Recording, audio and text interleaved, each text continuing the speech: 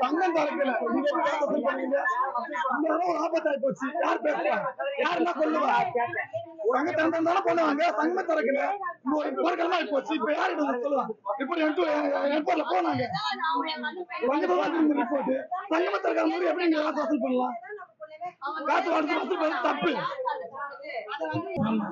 இல்லைன்னா கிடையாது. என்னைக்கும் இருக்கணும்.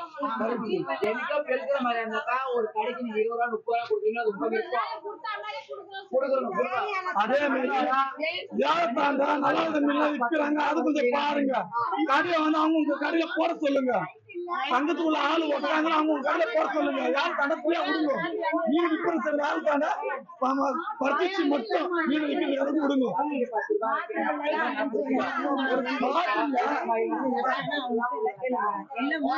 பாருங்க அப்படி எல்லாரும் சுத்தி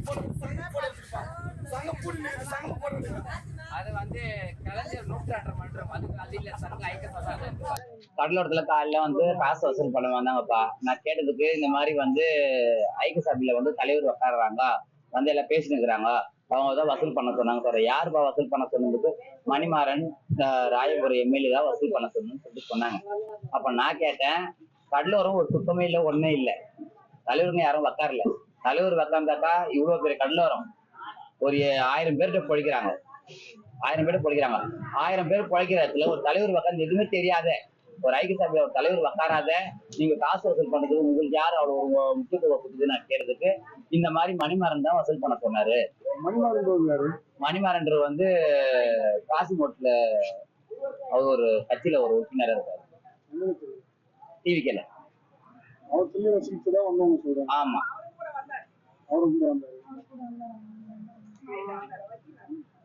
அதே மாதிரி இங்க உள்ள வியாபாரம் பண்ணவங்க எல்லாமே லேடிஸ் தான். இந்த லேடிஸுக்கு ஒரு பாதுகாப்பு இல்ல, ஒரு கழிவறை இல்ல. கழிவறை அப்படி இருந்தாலும் அதுல மோட்டர் இல்ல, கரண்ட் இல்ல, தண்ணி இல்ல. அந்த கழிவறையில ஒரு 10 ரூபா கொடுத்து தண்ணி வாங்கி போயிட்டு அந்த கழிவறைக்கு போயிட்டு வர மாதிரி இருக்குது. இங்க முக்கால்வாசி ஜென்ஸுங்கள் வந்து கடலூர் பகுதியில் எங்க வேணா போயிடுவாங்க. லேடிஸுங்க ஃபுல்லா இருக்கிறது, வியாபாரம் பண்றது ஃபுல்லா லேடிஸ். இந்த லேடிஸுங்க வந்து என்ன பண்றாங்கன்னாக்கா இந்த கழிவறை இல்லாத ஒரு பட்சத்துல என்ன பண்றதுன்னு தெரியாது. ஒருத்தர் வியாபாரத்துக்கு தெரியாம வியாபாரத்துக்கும் வர முடியாது. இதுல ஒரு நோவாக பாதிக்கப்படுறாங்க. வாங்குற காசு ரசீதுலாம் தராங்களா? கொடுக்குறாங்க. சீட்டு ஐக்கிய சாப்பின்னு ஒரு இருக்கு, அந்த ஐக்கிய சாப்பில ஒரு சீட் கொடுக்குறாங்க. காசு அதெல்லாம் வச்சு திரும்ப என்ன பண்ணுவாங்கன்னு அதெல்லாம் எதுவுமே தெரியாது. வாரத்துல ஒரு முறையோ இல்ல 2 வாரத்துக்கு ஒரு முறையோ 3 வாரத்துக்கு ஒரு முறையோ வந்து இங்க வந்து கிளீன் பண்ணுவாங்க. இந்த பெருக்குறவங்களை இதெல்லாம் செய்வாங்க. நாங்க எங்க கோரிக்கை என்னன்னாக்கா எங்க கோரிக்கை என்னன்னாக்கா கடலோர பகுதி சுத்தமா இருக்கணும், பெண்களுக்கு பாதுகாப்பு இருக்கணும். இந்த சீட் தான் கொடுப்பாங்க. பெண்களுக்கு கழிவறை கண்டிப்பா வேணும். கடை காசு இதுதான்.